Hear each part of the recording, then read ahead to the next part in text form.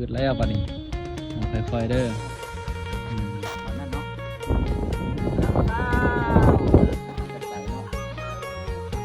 ว่าแต่เขาเฮานี่นะสวัสดีทุดงดงขึ้นไปถึงนู้นสบายดีเมื่อนี้เขาก็จะไปไซเป็นผาเนาะผาทางหลังของเขานี่แหละเบิ่งว่าเป็นอะไรสิรอดหรือสิล่วงสบายดีสุขีเจริญพรเมื่อนี้ก็จะเป็นวันที่19ที่สีได้เดินทางไปอยู่ทำผาหลังของ ตอนนี้เขาก็ขึ้นมาหอดได้ 70% ตอนนี้กำลังจะไปหาถ้ำเนาะไปสำรวจถ้ำไปเครื่องเขากับปลาไปข้างหลังเพราะว่าเขาจะได้ไปอีกทางหนึ่งเส้นทางในการไปเบิ่งถ้ำ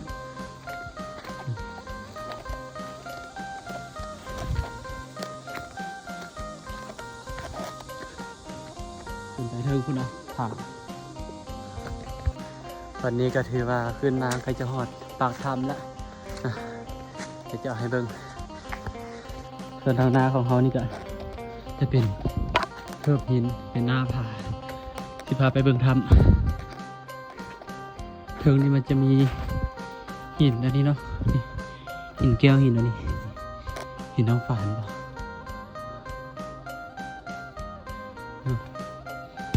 อันนี้เขาเก็บมาไว้ดีเดี๋ยวจะพาไปเบิ่งเขามาพักมาใส่อยู่แถวนี้จะพาไปเบิ่งทำเป็นเทิบที่เขามาพักมาเศร้าเย็นอากาศอยู่วันนี้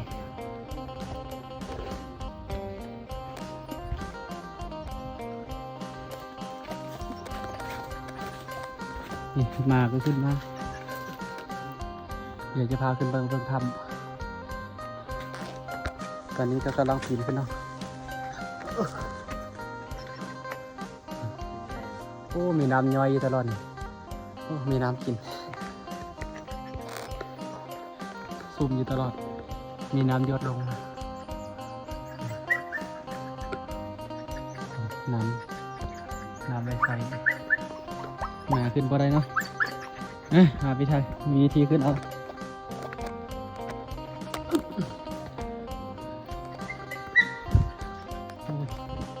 เอายางมาเกาะมาน้ำนี่โอ้ยเย็น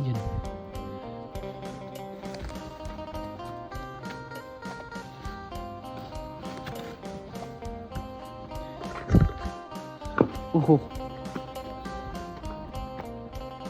ส่วนนี้ก็เป็นเทิบเป็นทันเลย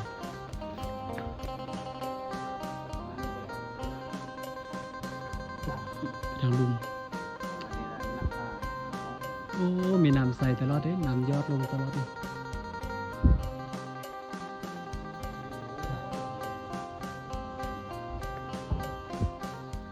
เขาไปกองเอาน้ำท่านที่เห็นนี่ตะกี้น่าจะไปเอาน้ำไหลลงมา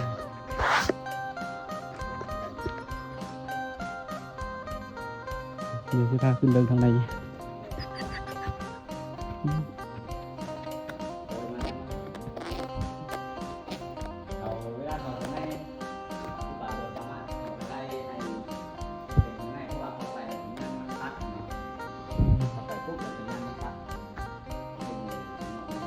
ยังไงเพิ่งก็เข้าได้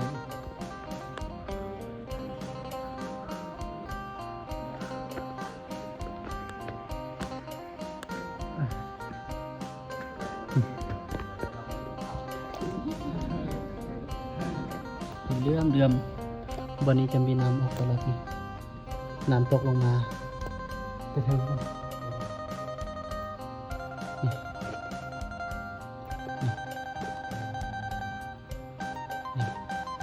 น้ำไหลลงมาตลอดอันนี้เรื่องเรือม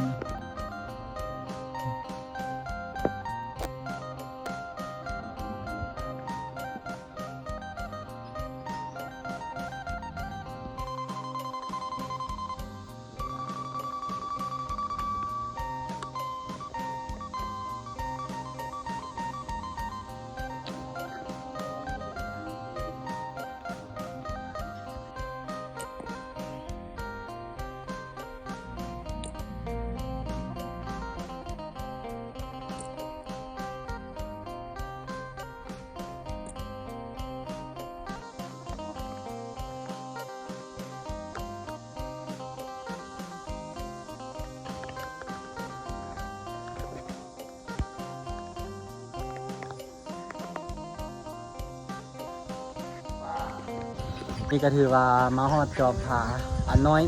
อันสูงครับพูดเหรอจอมสูงแต่นี่ก็ถือว่าลมพัดเย็นดีเนาะจะเป็นผาแบบนี้นี่อันนี้มันแวะมันเป็นห้องนะนี่นะนะถ้าเป็นห้องก็ได้นะการเดินป่าของเฮามาก็ขึ้นมาน้ำจะไม้ยังไปได้บ่ล่ะอุ๊บโอ้โหเป็นหูเป็นลืบลงเนาะน้ำกระสีไหลอย่าตกลงหันเราพอเด้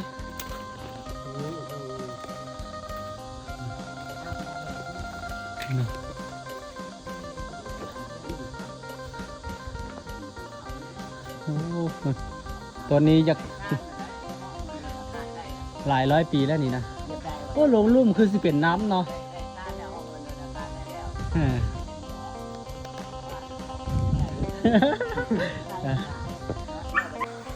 ตอนนี้เราก็กำลังมาในหุบเหวลึกเนาะเขาพูนก็เป็นภูผาอ้อมเบิดทางลุ่มนี่ก็เป็นทางลง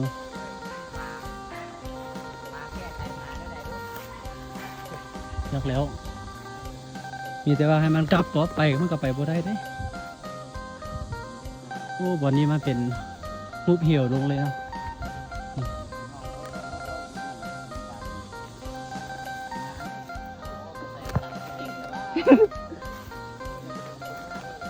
อันนี้ก็เป็นสวนเขานะ มันคือสวนเลยนี่ อันนี้เป็นแย่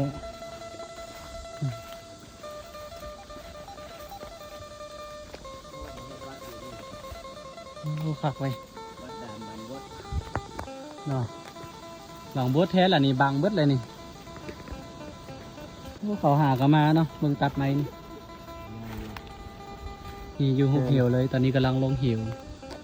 ลงไปอันนี้แม่นมาฝากพี่ละเด้อทางลงเขากำลังลงเนาะลง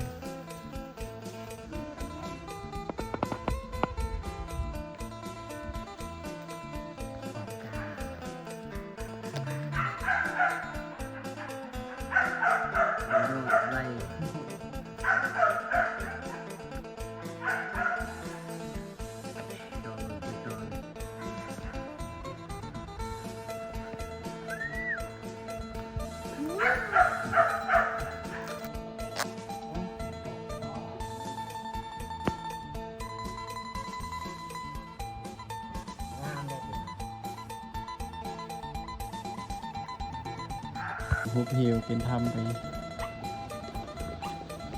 ซอกเป็นลืบไปเนาะตอนนี้แมันอยู่กลางหุบเหวเลยนะนี่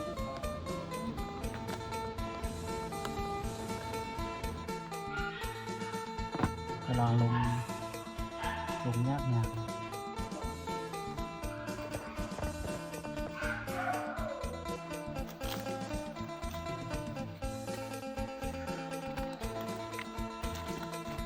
70%นั่นโดน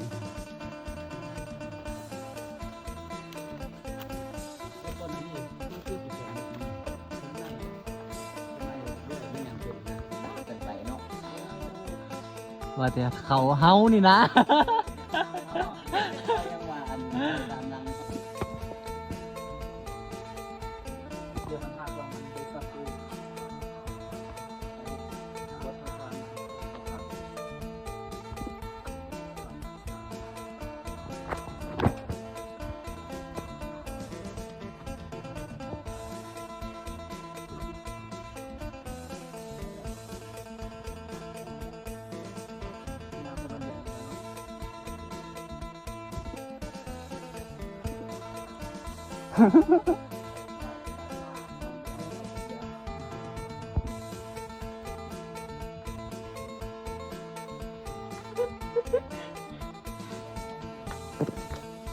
ปีนขึ้นไปตอนนี้ทุดงดงขึ้นไปถึงหมดแล้ว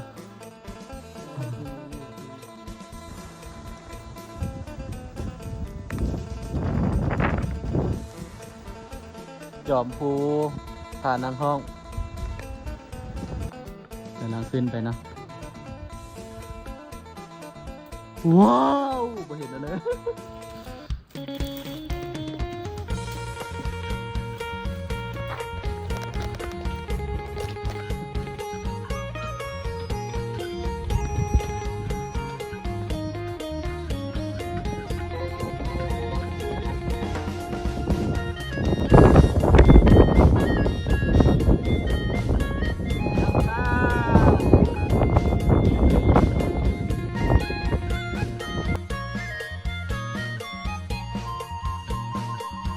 เลหมอกสีขาวแดนหนาวลักสาวแห่งนี้หลายสนเผ่าร่วมสามัคคีเหมือนเป็นพี่น้องเดียวกันยินเสียงลำกับเมยยามใดหัวใจจนสั่นเสียงปีบประสานใส่กันลืมฮอดเพียงจันทร์หากใครได้มาน้ำตาตาทุ่งแสนดินแดนแห่งคนจริงใจสวนสาลีเขียวงามวิไลทุ่งนาใหญ่อูเข้าอูป่าเชิญทุกคนมาเที่ยวมาแวะเบิ่งสาวมงดำนากูลูกก็หักอายเพิ่นว่าน้องจะพาไปหาลูกเป้ฟืนภูเขาสูงสง่าเดินว่าพานางห้องไทยตั้งห่างจากเมืองบ่ไกลเลี้ยวผ่านแสงไฟเมื่อยามค่ำคืนงามแท้ละนาบอกกาจาไหลมาเปลี่ยนคืนเขาขาวสาวงามสดชื่นบ่อยากหวนคืนหากใครได้ไปห้วยน้ำเย็นทำบางกอน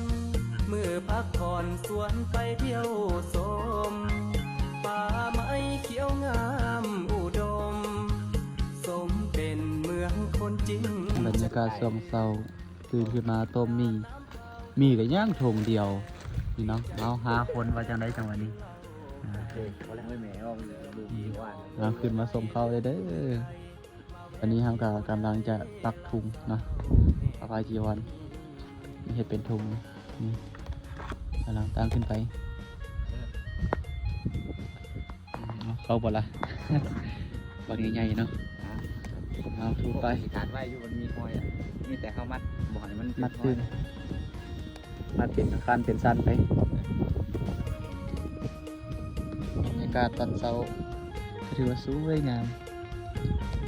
โอเคนะ แสงพลังกำลังจะออกมาเนาะ นะใช่ปะ เดี๋ยวเนาะ พันรอบหนึ่งก็ได้ม้วนมา4 รอบหนึ่งก็ได้ อะไรจะบัดเสียกเลย